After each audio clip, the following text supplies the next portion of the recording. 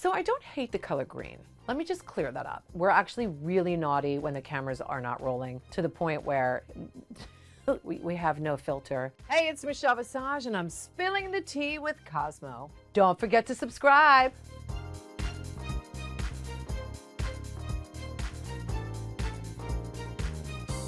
My favorite Drag Race moment ever was probably when I first took my seat, Series 3 in America. I had tried to be there for Series 1, and I was in a job where a boss wouldn't let me out of the job, and it was a bit of an emotional roller coaster for 2 years. So the best moment for me, and I'm being selfish, is when I finally got to sit in my chair to the right of RuPaul.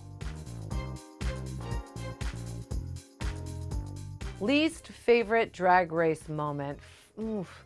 I try to not live in regret. I try not to ever go back. I think we're honest with what we say and what we do, especially me and my judging. So I like to stand behind everything that I've said in the past. But yeah, it's a different place in the world we live in today. So I try to be mindful of that. And I learn from that. I think we all as humans learn from the past. That's what makes us better.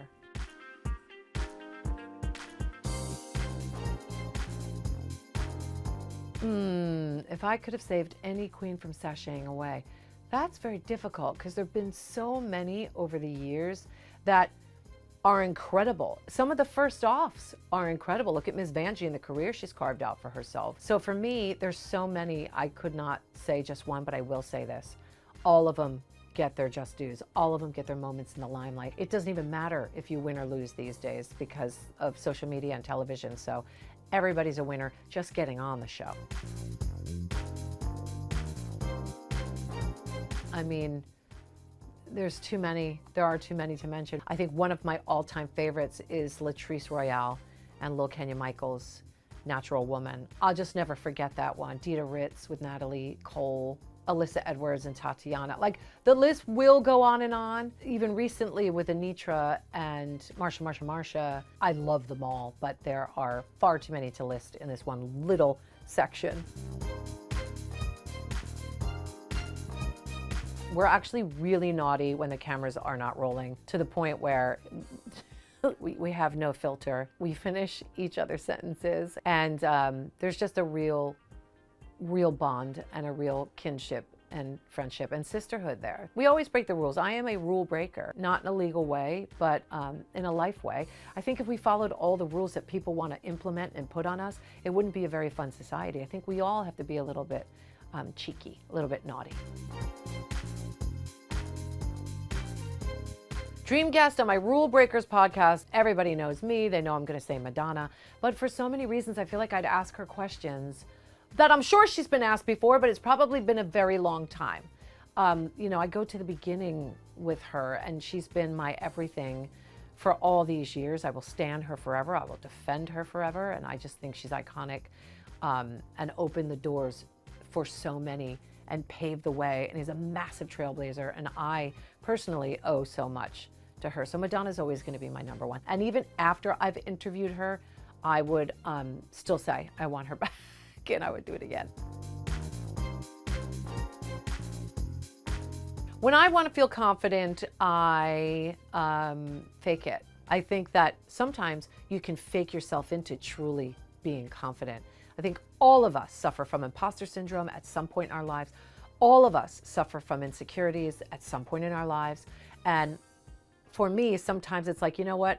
I don't like the way that I look. I don't feel beautiful right now, but I'm going to fake it, because when I fake it, it somehow brings out the authenticity of being confident, or at least it makes it seem like I'm confident. And sometimes that's all you've got. How I unwind after a long day at work is taking off my makeup. And it's so funny because I have a best friend in the States, Leah Remini, and she will put makeup on for dance class. I take it all off, and I don't understand how she can do everything with makeup. I love makeup, but I wear a lot of it, and I wear it all the time. So I quite like being natural in my downtime. And you know what else? I love wearing a matching track set. So how I unwind is putting on some joggers, a matching set, of course, putting my hair in a bun, no makeup, being fully moisturized, and probably sitting in front of a television, watching some really trashy TV or a good documentary, or I do like reading. I get asked a lot about my skincare. I'm 55 years old, and I don't think we start skincare young enough. I tan after I burn, so I'm that kind of girl. So I started taking care of my skin very young because I went through a lot of sun abuse.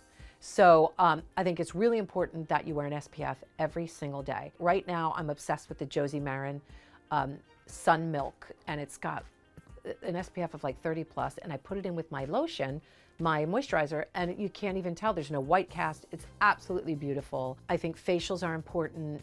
I've got an incredible, facial person called Sadaf Jafari that I use here, and she does a lot of treatments on me, red carpet facials, hydrofacials. It's so, so important to take care of your skin. And if you can't do it that way with somebody, do it yourself. That snail mucin that everybody talks about, I use it. The key is use it wet. Retinol is key, retinol and tretinoin. Use it at night, but put that on dry skin. And you can use it nighttime only. That's why you need the SPF. But I also love Dr. Hauschka. I also love Dr. Barbara Sturm. And Trini London's really good too. So many great products out there. I love the Beauty Pie, Body Balm. Their products are amazing. And they offer a membership that is very affordable. So I'm that girl who looks for bargain products that actually do what they say they're going to do, because most anti-aging products, sorry to tell you, they don't. Ru makes fun of me and he says, maybe you shouldn't, talk about everything. And I was like, you know what, Ru, if I don't have any skeletons in my closet, then nothing can fall out when they open the door. So I've always been a proponent of being fully transparent. I definitely look different to a lot of people. I mean, I never touched my nose. I never touched, certain things on my body, but I notoriously touched my breasts because I was very insecure growing up.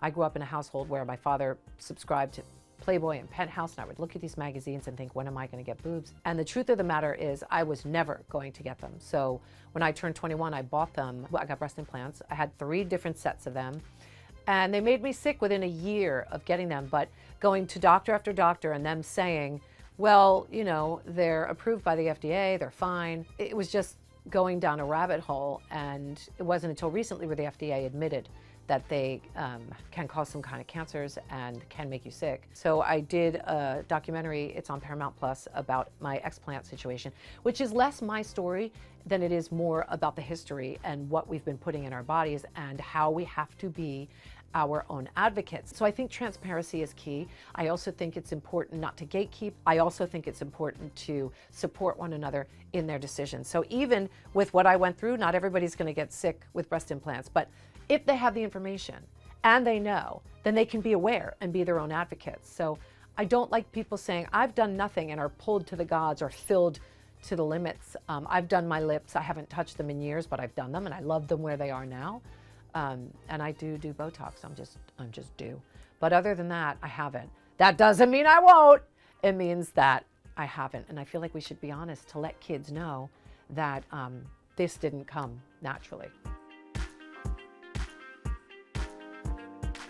The piece of advice that I live by is to not care so much what people think about me. I think I spent my youth so caught up in what people thought about me, because the truth of the matter, kids, is I was not popular. I was bullied all through elementary school, through middle school. I just wanted to be who I was, and I tried to find out who that person is, and it took me many, many years, and that's okay. But I think we need to not focus so much on what people think about us and more on what we think about ourselves. So that means less of catering to everyone else and more of catering to yourself and your needs. The key, the success, the secret to my 26-year marriage, we've been together for 27 years, is independence and communication. Communication is key. I think there's a lot of couples who don't really talk completely openly.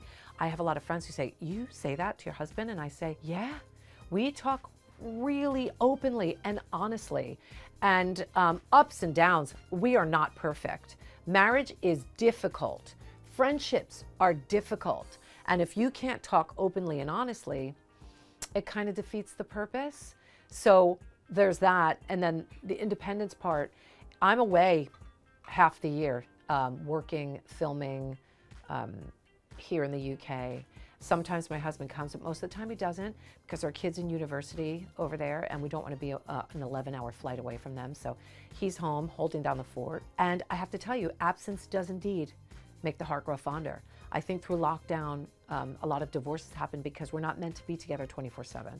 I truly believe that. We drive each other crazy. So when we're away, I come home and I miss him, and I can't wait to see him, and he can't wait to see me.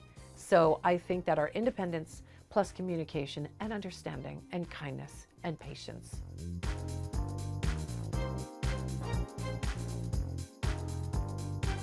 So I don't hate the color green. Let me just clear that up. I hate yellow-based greens.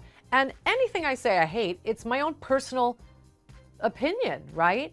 So I have a great eye for fashion, or so I think. I grew up with loving fashion, thinking I could be a supermodel, all 5'4" of me. Yellow-based greens, because I am a yellow person, my heritage, makes me look very unwell.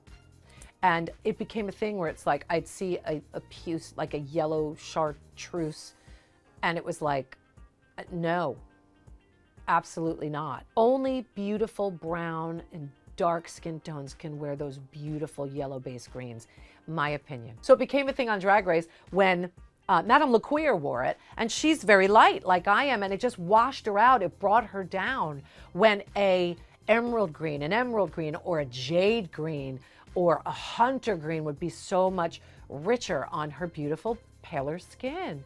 So it got turned into Michelle Visage Hates Green.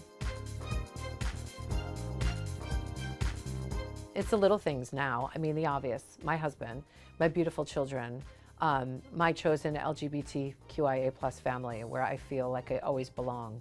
The UK makes me happy. It just feels like home, and I can't wait. And my husband can't wait to be here full time. Like, we're looking forward to that transition after the kids are out of university. Thanks for watching. The brand new episode of RuPaul's Drag Race UK is available now on BBC 3 and BBC iPlayer.